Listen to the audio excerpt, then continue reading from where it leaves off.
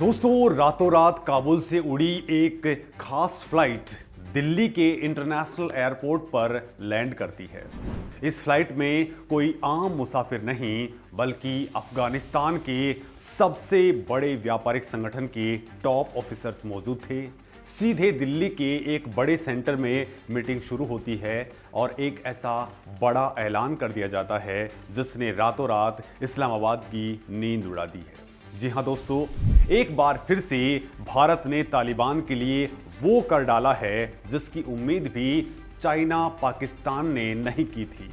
भारत और अफगानिस्तान ने एक ऐसे ऐतिहासिक और महाविशाल समझौते के ऊपर मुहर लगा दी है जो पूरे साउथ एशिया की इकोनॉमी का नक्शा पूरी तरह से पलटने जा रहा है।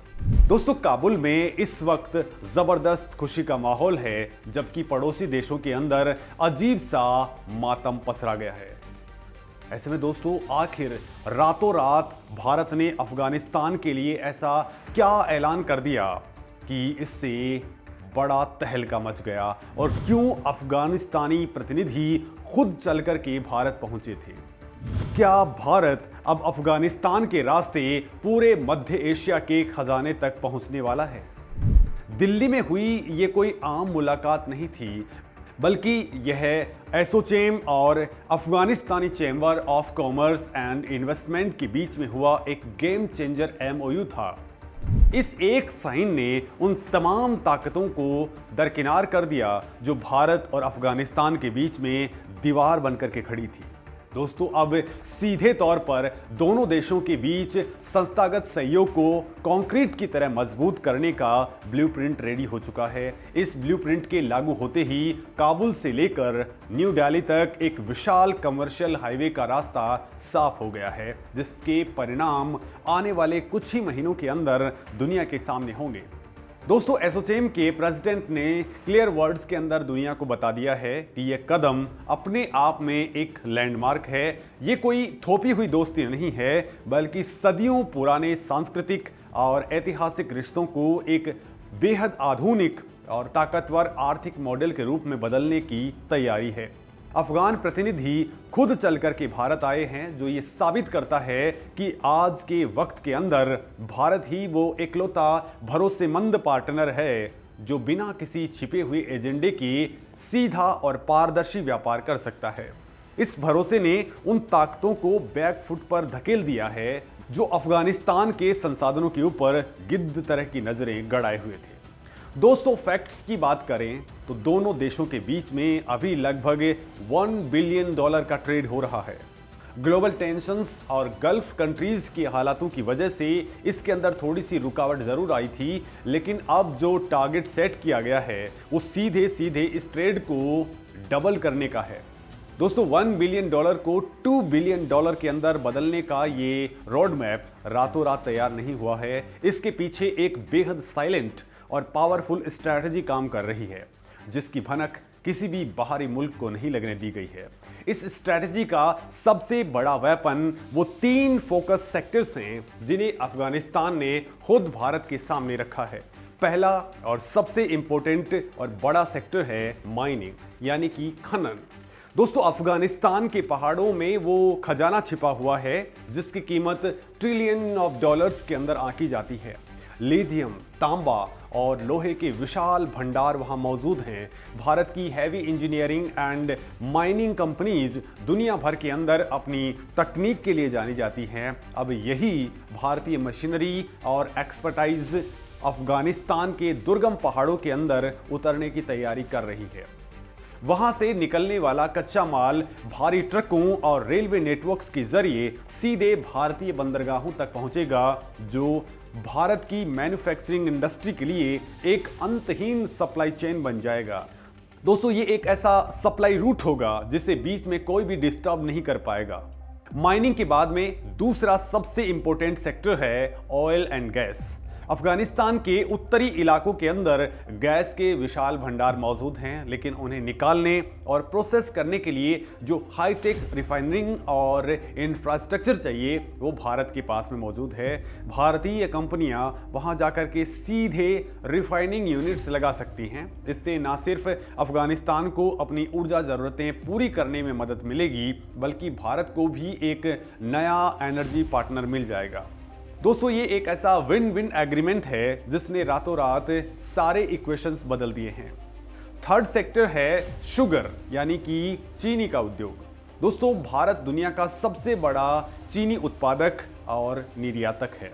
अफगानिस्तान की पूरी मार्केट भारतीय शुगर इंडस्ट्री के लिए एक ओपन प्लेग्राउंड की तरह है। यहाँ से करोड़ों टन एक्सपोर्ट सीधा काबुल के बाजारों के अंदर पहुँचेगा।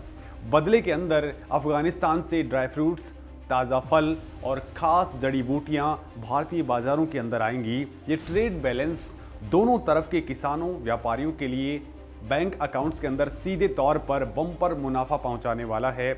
इसके पीछे की प्लानिंग इतनी सटीक है कि हर एक कदम का कैलकुलेशन पहले ही कर लिया गया है। दोस्तों, भारत की तरफ से भी दो बेहद अहम सेक्टर इस समझौते के अंदर जोड़े गए हैं। पहला है फार्मास्यूटिकल, यानी कि दवाइयाँ। दोस्तों, भारत पूरी दुनिया की फार्मेसी है। अफगानिस्तान के अंदर उच्च स्तर की दवाओं और मेडिकल इक्विपमेंट्स की भारी डिमांड है। भारतीय फार्मा कंपनियां अब सीधे अपना बेस अफगानिस्तान के अंदर मजबूत करेंगी। इससे वहां के लोगों को सस्ती और बेहतरीन दवाइयां मिल पाएंगी और भारतीय कंपनियों को एक बिल्कुल अनटैप्ड मार्केट मिलेगा। इस एक कदम ने उन विदेशी कंपनियों का पत्ता साफ कर दिया है जो वहां महंगी दवाइयां डंप कर रही थी। दोस्तों, भारत का दूसरा सबसे बड़ा दांव है फूड प्रोसेसिंग। भारतीय तकनीक से चलने वाले फूड प्रोसेसिंग प्लांट्स अब अफगानिस्तान के अंदर सेटअप किए जाएंगे। वहां के बेहतरीन सेब, अनार और ड्राई फ्रूट्स को प्रोसेस करके ग्लोबल मार्केट के अंदर एक्सपोर्ट किया जाएगा।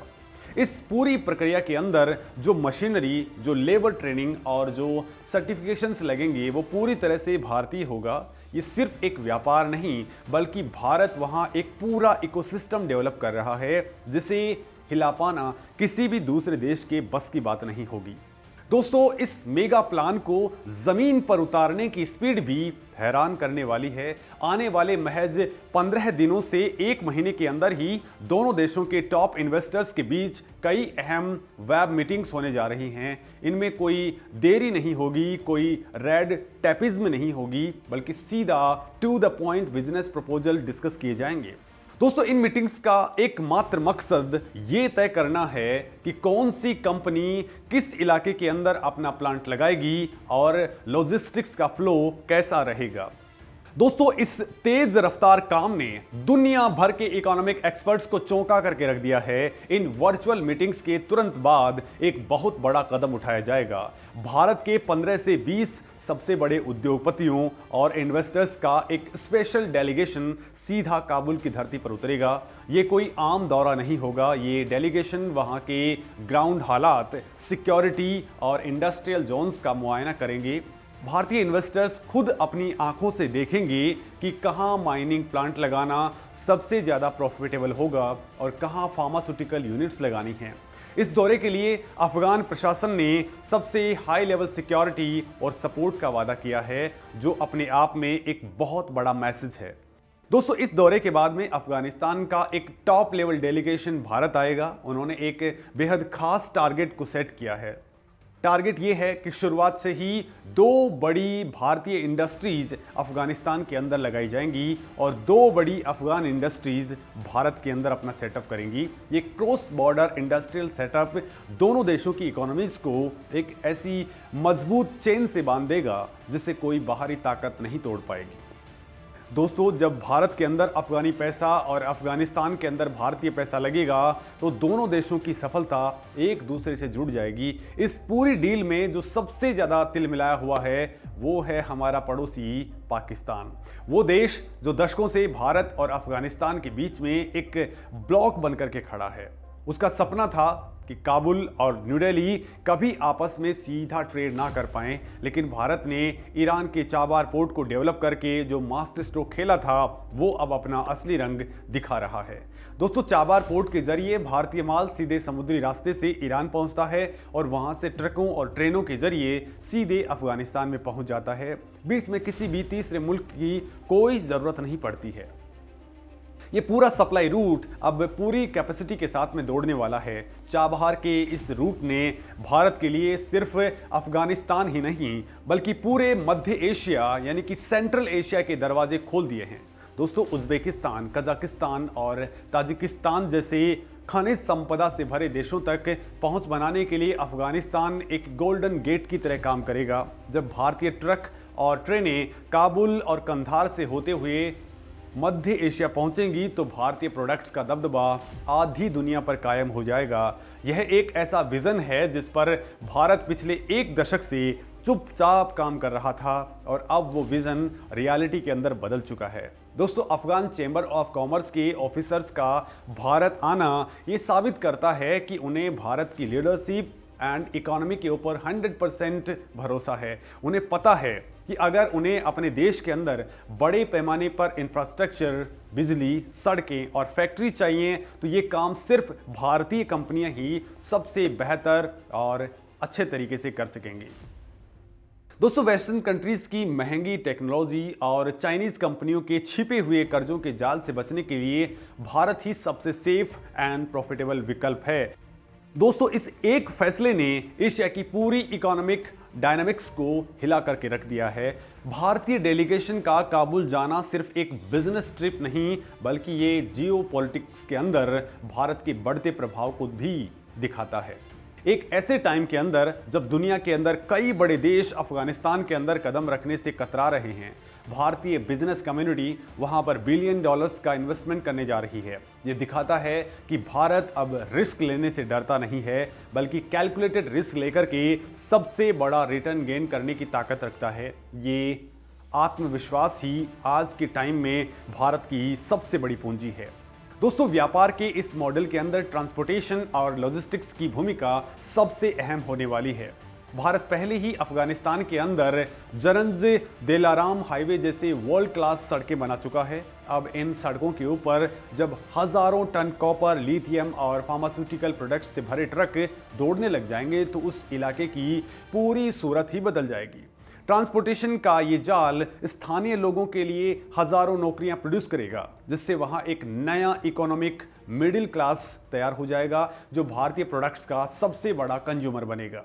दोस्तों, इस पूरी डील के अंदर टेक्नोलॉजी को भी जबरदस्त इस्तेमाल किया जाएगा। एसोचैम के साथ हुए समझौते में इस बात पर भी जोर दिया गया है कि भारत अफगानिस्तान के डिजिटल इंफ्रास्ट्रक्चर को मजबूत करने के अंदर मदद करेगा। Banking sector, online payment gateways और कॉरपोरेट वर्किंग को पूरी तरह से डिजिटल करने के लिए भारतीय आईटी कंपनियां वहां बड़े प्रोजेक्ट्स टेक ओवर कर सकती हैं।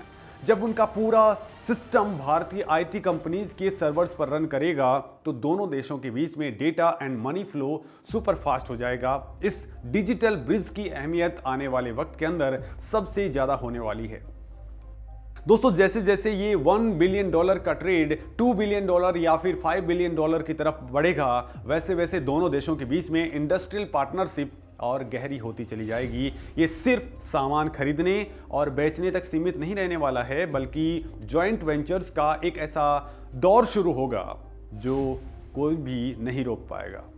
दोस्तों, भारतीय और अफगानी कंपनियां मिलकर के पूरी दुनिया के अंदर टेंडर भरेंगी और ग्लोबल मार्केट के अंदर अपना प्रोडक्ट सप्लाई करेंगी।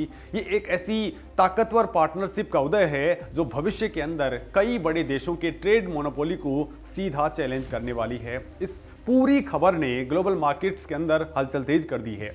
बड़े बड़े विदेशी थिंक टैंक्स अब इस बात की स्टडी कर रहे हैं कि भारत का ये कदम उनके लिए क्या मायने रखता है।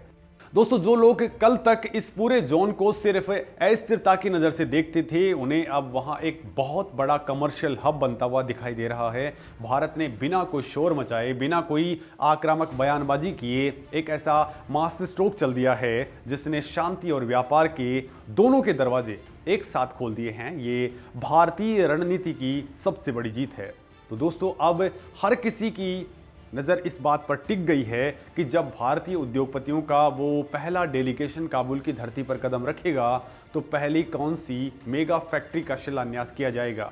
क्या वो एक विशाल माइनिंग प्रोजेक्ट होगा या फिर कोई महाकाय फार्मास्यूटिकल प्लांट। और इस पूरे घटनाक्रम के बाद में पाकिस्तान और चाइना का अगला कदम क्या होगा, क्योंकि उनकी आंखों के अंदर सामने से एक बहुत बड़ा मौका फिसलता हुआ दिखाई दे रहा है। दोस्तों, इस पूरे मामले पर आपका क्या कुछ सोचना है, क्योंकि इससे पाकिस्तान के पेट में सबसे ज़्यादा दर्द होने वाला है, क्योंकि वो सोच रहा था कि तालिबानी उसके बड़ा काम आने वाले हैं, लेकिन वही तालिबानी तो भारत के ही दोस्त बन चुके हैं। पाकिस्तान चाहता था कि कश्मीर में ये तालिबान वाले लड़ाके आतंक फैलाएंगे, लेकिन आज स्थिति एकदम उलट हो चुकी है। ये तालिबानी तो अब कारोबार में हाथ मिला रहे हैं। दोस्तों, इन तमाम बातों पे आपका क्या कहना है, कमेंट करके ज़रूर बताएं। नमस्कार।